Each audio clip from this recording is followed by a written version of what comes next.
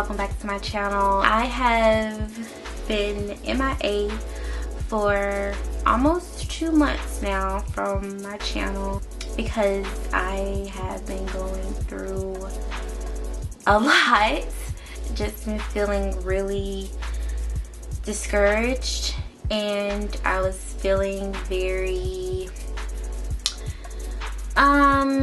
confused about so much. For instance, with my apartment, I had so many issues with my apartment. When I first moved in there, the hot water wasn't working right, taking lukewarm baths. Also, the balcony door wouldn't close and wouldn't lock correctly. So for a couple of weeks, my balcony door was pretty open, so we knew I could have come in. Biggest thing was heat. My apartment was freezing. It got super cold in February.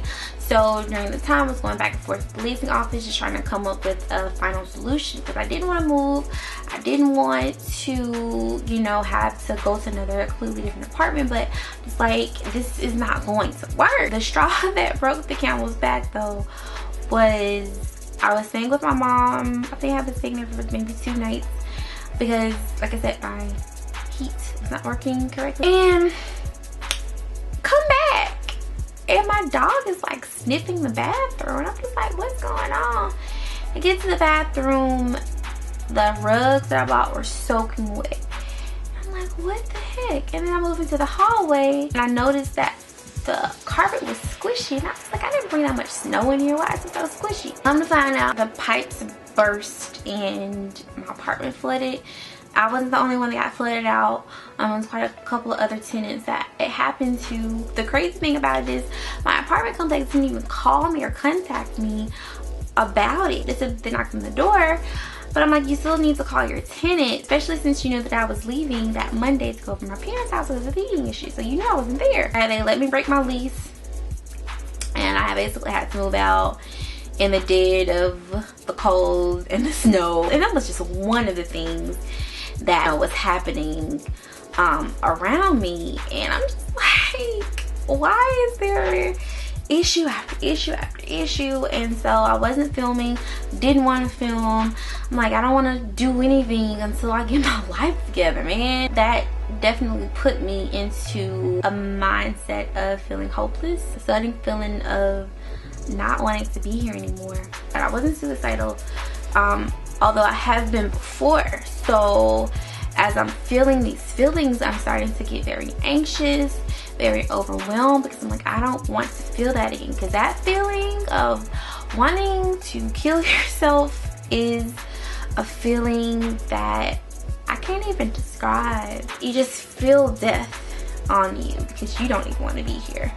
So you're just thinking of ways to basically not be here anymore. I recognized it, which is important, is to recognize the fact that you're feeling this way. I have a support system that they've definitely been there for me. All of my friends are just like, Nisa, you've accomplished so much. You are successful. You may not be where you want to be in society's standpoint, but you are doing so well for yourself. And I kind of felt selfish when they were telling me these things because one of my close friends lost her father in December. She lost her grandfather early on in 2014, and she lost her aunt in 2013. And I know how that feels to lose family. We've been losing family members in my family for the past 4 years. The biggest death was my great grandmother in 2012, I believe. Although her death was hard to deal with, she was in a lot of pain and suffering, so it was easier for me to accept her death. But to lose like a close family member, if I lost my mom, my grandmother, oh god, or my granddad, I wouldn't be filming nothing. I'm just like, she's losing family. She has actual death surrounding her, so I could be doing so much worse than what I am doing now. I started that praying. I wasn't praying like I was supposed to. I didn't really have that connection with God like I wanted because I just felt abandoned. I guess this was a feeling of anger a little bit, well, a lot of it. I fought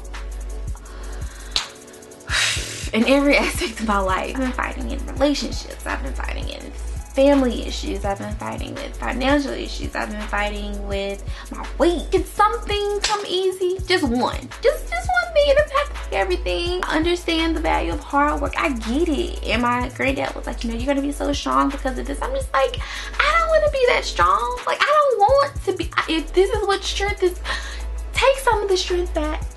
I don't want it all. Just, you know, give me a little bit, but not too much. I still feel a lot of that, and I'm working through those feelings. And because I just have a new outlook on life, and I'm also now waking up and reading a daily devotion and just really making sure that if I do have these negative thoughts that I feel them, but I make sure that I replace them with something positive, whether it's looking at my puppy, not puppy, she looks like one, she's over there asleep, looking at my dog, or being excited about my haircut, or being excited about going to New York and meeting Carol's daughter, the fact that my family, they're alive and they're healthy. Those are big things to think about. The fact that I do have a fan base through YouTube, through Instagram, that support me so much. I'm like, I'm gonna be okay. I'm going to be okay. And in the midst of that, it was a couple weeks ago that I saw a video by Julesy. I love her Smart Brown Girl videos, and I love her Pop Snarks. And one particular Smart Brown Girl video that she did was one about journaling. And I think she did one about depression as well.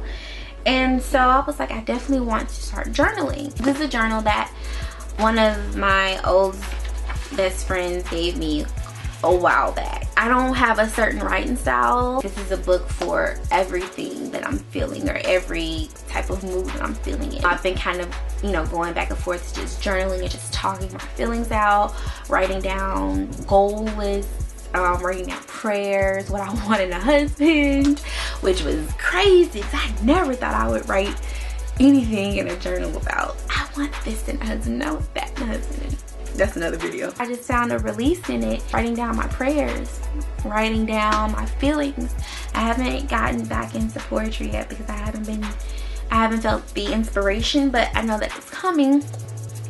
And so just writing out and feeling those feelings have been helping me so much, in the fact that I have such a strong support system, being around very positive individuals. Like literally all of my friends, like my real friends, they go through what they're going through. They're not always positive, but they do have positive elements that I draw inspiration from. I'm really close with both of my brothers, specifically with my older brother. We weren't close when we were growing up. Like, we literally just got close maybe 2 years ago. He's just been doing a lot of changes in his life, and I draw inspiration from him and motivation from him to keep going. I could tell him how I feel without feeling judged. I could tell him how I feel, and he gives me constructive criticism back without trying to hurt my that's rare in a male in my life, because that never happens. I'm winning, and the more that I continue to think that, the more that the bout of depression is leaving. I definitely encourage anyone that, especially if you're having feelings of suicide, to definitely talk to someone. If you say to yourself too much, your mind will start playing tricks on you. I don't mind, it's the devil's workshop, and that is no lie. You will start thinking some crazy things. So I definitely encourage you to seek help. If you don't have any family or friends to talk to, go to your local church, go to a therapist, go talk to somebody.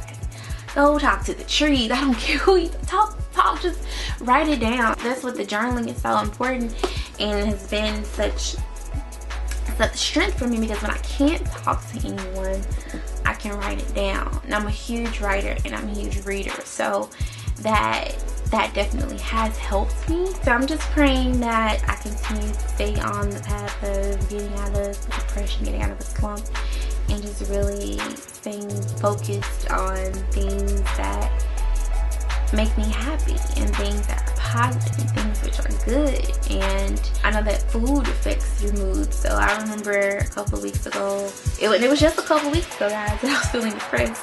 I was just like, ugh, I'm just gonna eat whatever. And I just started eating. Even when I wasn't hungry, I was eating. And I was like, oh my God.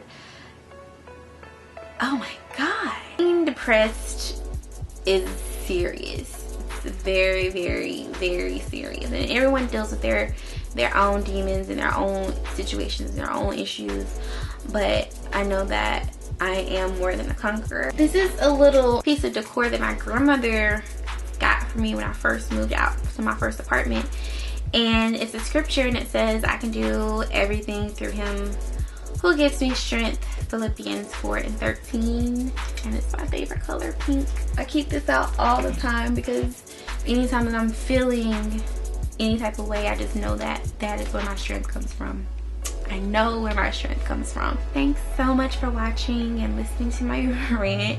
I really appreciate the support that I've gotten from my subscribers. You guys are amazing, and I really, really appreciate all the positive comments, and I just really so much appreciate it because that definitely helps in when I'm feeling bad as well. So thank you so much for being so supportive and so awesome, so amazing. Until next time, I'll see you guys later.